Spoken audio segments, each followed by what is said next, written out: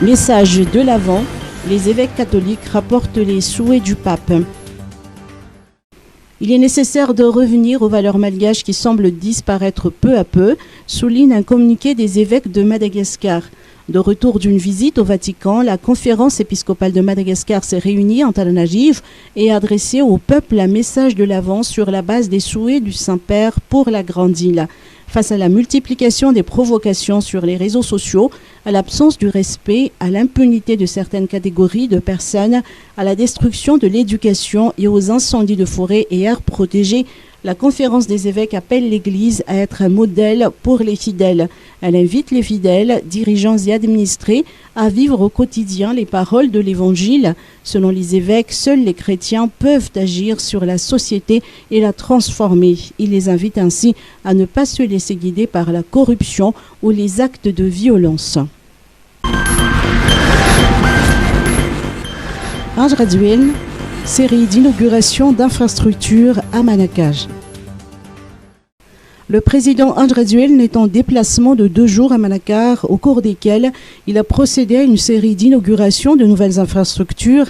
Hier, il a inauguré le pont de Manakarabe qui a été coupé à la circulation pendant une décennie pour cause de détérioration totale. Financé entièrement par l'État malgache, la réhabilitation de cette infrastructure a coûté 10 milliards d'ariages.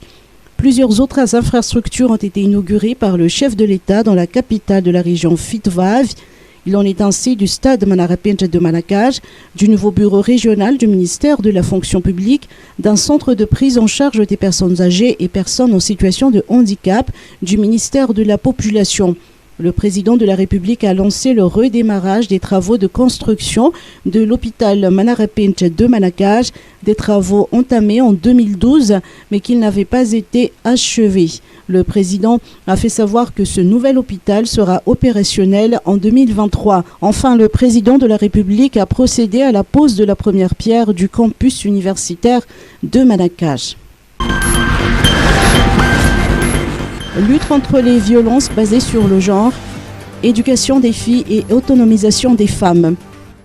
Une fille qui apprend, une femme qui gagne, tel est l'intitulé de l'initiative de la Banque mondiale en collaboration avec la première dame de Madagascar.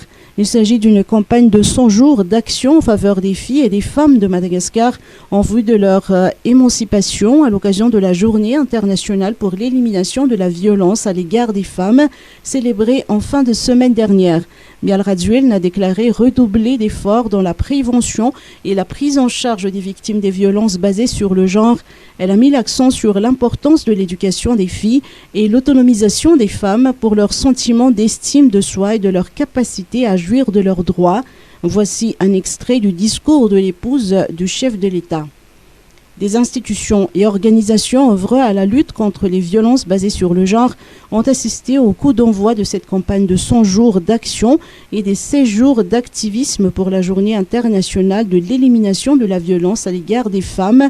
La représentante de la Banque mondiale à Madagascar a noté à cette occasion qu'aucun pays ne pourra jamais s'épanouir s'il étouffe le potentiel de ces femmes et se prive des contributions de la moitié de ses citoyens.